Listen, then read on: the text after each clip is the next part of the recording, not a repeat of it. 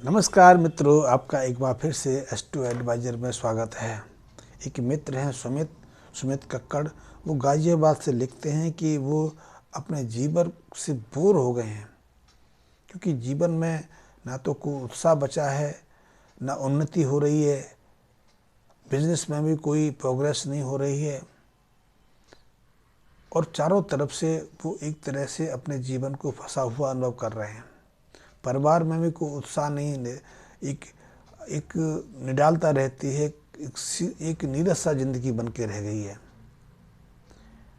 अचानक वो मुझे गुस्सा आता है तो गुस्से के कारण मैं अपने परिवार में उल्टा सीधा भी कर देता हूँ। कभी कभी बच्चों पर और पत्नी पर मैं हाथ उठा लेता हूँ।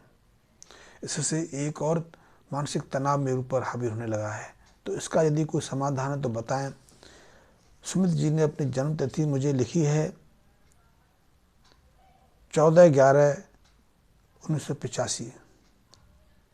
समय है 4:11 प्रातःकाल और जन्म समय।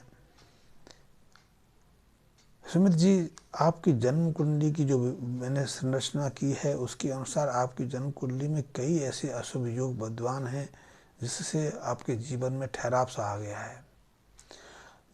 जितनी मेहनत आप करते हैं, जितना दिमाग आप लगाते हैं, क्योंकि आपका दिमाग तो बहुत तीव्र है और इसी तीव्रता के कारण आपने अपने जीवन के इस मुकाम को प्राप्त किया है। निश्चित रूप से आर्थिक स्थिति आपकी बहुत मजबूत है। आपके पास घर, मकान, दुकान सब कुछ है। बच्चे भी ठीक हैं, बच्चे भी पढ़ने वाले हैं।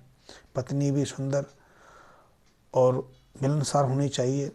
लेकिन पिछले 3-4 सालों से आपकी जन्म कुंडली में बृहस्पति, मंगल, राहु, शनि और सूर्य की अशुभ युक्तियों के कारण आपके जीवन में एक ठहराव सा आ गया है। वैसे तो कोरोना के बाद बहुत लोगों के जीवन में ठहराव सा आ गया। बहुत लोग बर्बाद हो गए।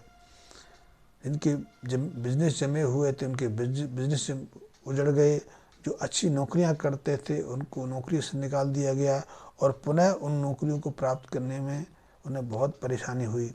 आपके साथ भी ऐसा है कि कोरोना ने हो सकता है आपके बिजनेस को भी काफ़ी लॉस पहुंचाया हो, इसलिए आप अपने जीवन में एक ठहराव सा अनुभव कर रहे हैं। ऐसे में आपको अपनी पुरानी गति को पाने के लिए, पुरानी उन्नति, पुरानी जो बिजनेस की सक्सेस रेट को पाने के लिए लाल किताब संबंधी कुछ उपायों की मदद लेने की ज़रूरत है। इसमें सबसे पहले आप 50 ग्राम चांदी का एक कड़ा बनवाएं। इसमें कोई जोड़ ना हो। बिना जोड़ की चांदी के कड़े का अर्थ है कि जिसे ढाल के बनाया गया हो। ढाल के आप यदि कड़ा बनवा के अपने दाहिने हाथ में धारण करेंगे तो इससे आपकी जन्म कुंडली में राहु शांत रहेंगे और चंद्रमा आपको प्रभाव दे पाएंगे। कि चंद्रमा से राहु शांत रहते हैं। राहु की शुभता पाने के लिए चंद्रमा संबंधी उपाय बहुत उपयोगी साबित होते हैं। दूसरे, 8 दिन लगातार आप आठ खोटे सिक्के लेकर, परंपरा सिद्ध खोटे सिक्के उसको कहते हैं जो सिक्का बाजार में चलते चलते घिसने लगे और जिसको कोई लेना ना शुरू करे। लेकिन आजकल ऐसे सिक्के तो मिलते नहीं, सिक्के ही खत्म हो गए, सिक्के की उपयोगिता ही खत्म हो गई। अब तो आप किसी दुकानदार को 1-2 रुपये का सिक्का देने जाते हैं तो वो उसको भी नहीं लेता है, क्योंकि आज से 20-25 साल पहले तो 5 पैसे का सिक्का भी चलता था, 10 पैसे का सिक्का भी चलता था, 3 पैसे का भी सिक्का चलता था। मैंने तो 1 पैसे का सिक्का भी देखा है। उस समय तांबे के सिक्के भी चलते थे, वैसे सिल्वर जैसे सिक्के भी चलते थे। तो आप ऐसे में 8 खोटे सिक्के आज है जो सिक्के चलते नहीं। तो ऐसे सिक्के आपको सहजता से कहीं मिल जाएंगे। आपको 25 पैसे का मिल जाएगा, 50 पैसे का मिल जाएगा। और रुपये का जो सिक्का है वो भी आज खोटे सिक्के के अंतर्गत आता है। यदि आपको पुराने तांबे वाले खोटे सिक्के मिल जाए तो ये बहुत उपयोगी है, कि गोल सिक्का बुद्ध का प्रतीक बन जाता है। तांबा उसमें मंगल बन जाता है, सूर्य की प्रधानता करता है और इस पर जो अंकित रहते हैं इन सबसे लाल किताब में एक शुभ युग निर्मित होते हैं और ऐसे 8 खोटे सिक्कों को जल प्रभावित करने से हमारी कई अशुभताएं दूर हो जाती हैं। हमारे रुके हुए व्यापार, रुके हुए बिजनेस, फंसे हुए पैसे या व्यापार की जो गति धीमी पड़ गई है, उन सब में खोटे सिक्के का बहुत महत्व हो जाता है। तो आप ऐसे 8 खोटे सिक्के 8 दिन निरंतर जल में प्रभावित करें। ये उपाय आपके लिए बहुत महत्वपूर्ण है। और आप, जैसे कि मुझे लगता है, आपकी जन्म कुंडली के हिसाब से आप जिस मकान में रहते हैं वो मकान दक्षिण मुखी होना चाहिए, साउथ फेसिंग होना चाहिए। और ऐसे साउथ फेसिंग मकान में आप रहेंगे तो निश्चित रूप से वो आपके लिए कई तरह की परेशानी खड़ी करेगा। परिवार में भी मन मुटाव खड़ा कर देता है। बैठे बैठाए आप तकलीफ में आ जाते हैं या क्रोधित हो जाते हैं, गुस्सा आने लग जाता है, शरीर में आलस भरा रहता है। तो सबसे पहले तो ऐसे है कि आप साउथ फेसिंग मकान में ना रहें। और यदि आपके मकान में कोई ऐसा कमरा है जो साउथ फेसिंग पड़ता है, उसमें तो आप रहने से, समय व्यतीत करने से बचें।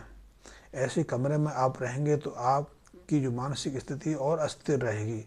आप उसमें रहने के बाद आप अपने ऊपर नियंत्रण स्थापित नहीं रख पाएंगे। इसीलिए परिवार में भी आपका जो नया स्वरूप देखने में आएगा और व्यापार में भी आप अपने को पूरी तरह से खपा नहीं पाएंगे, पूरी तरह से समर्पित नहीं कर पाएंगे।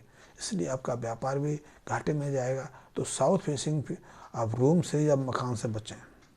ये आपके लिए बहुत महत्वपूर्ण है कि यदि आप साउथ फेसिंग मकान से बचेंगे तो आपके लिए बहुत अच्छा रहेगा। इसके अलावा आप बेसन से, चने की आटे से हलवा बना के, वैसे चने की दाल का हलवा बनता तो नहीं है, कि हमने बहुत कम सुना है कि चने की दाल का हलवा बनता है, लेकिन लाल किताब में तो चने की दाल से हलवा बनाने का विधान बताया गया है। मूंग की दाल का आपने सुना होगा, आपने उड़द की दाल का सुना होगा, आपने सूजी का हलवा सुना होगा, बादाम का हलवा सुना होगा, लेकिन बेसन से या चने की दाल का बेसन आपने सुना नहीं होगा। लेकिन लाल किताब कहती है कि आपको हर बुधवार को, लेकिन बुधवार से पहले आप सोमवार के दिन 200 ग्राम चने की दाल पानी में भिगो दें, रात पर भिगोए रहने दें।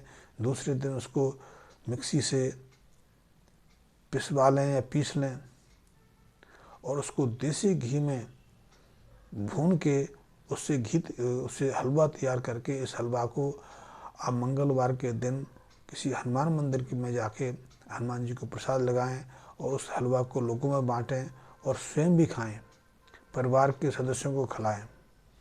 ये उपाय आप पर हनुमान जी की अनुकंपा की बारिश करेगा। आपके व्यापार में, आपकी आर्थिक स्थिति में इससे बहुत मदद मिलेगी। आपके रुके हुए पैसे वापस आने लगेंगे और व्यापार में इसके बाद उन्नति की गति बढ़ जाएगी। तो आप ये उपाय करें।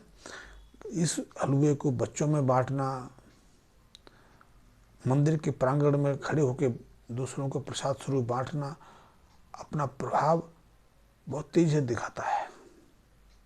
तो आप ये थोड़े से प्रयोग हैं लाल किताब संबंधी, इन प्रयोगों की आप करके देखिए। आप स्वयं इन प्रयोगों के चमत्कार से, प्रभाव से आश्चर्यचकित हो जाएंगे। क्या ये छोटे छोटे उपाय इतने प्रभावी हो सकते हैं? लेकिन यथार्थ में लाल किताब के उपायों में बहुत शक्ति है, बहुत ताकत है। और ताकत इसलिए है कि ये प्रकृति से जुड़े हैं। आपने देखा होगा, एक पीपल का आपने बीज देखा होगा, नहीं देखा हो तो कहीं पीपल हो और जब उसमें फल, एक छोटा सा फल लगता है, उसको तोड़ के देखना, उसमें हजारों छोटे छोटे बहुत सूक्ष्म, सरसों से भी छोटे बीज रहते हैं। उस छोटे से बीज में पूरे पृथ्वी को भरने की सामर्थ्य है। क्या हम भरोसा कर सकते हैं? और वो एक ऐसा अद्भुत बीज है, वो कहीं भी पल जाता है। उसके लिए मिट्टी की आवश्यकता नहीं कि आप मिट्टी को उर्वरक हो, खाद हो, पानी हो, कहीं भी आपने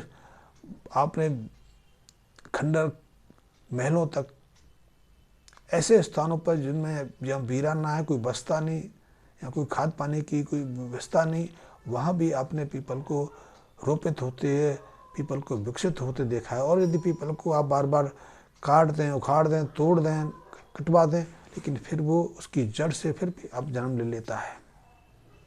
मेरा अर्थ ये है कि उस छोटे से बीज में इतनी सामर्थ्य है।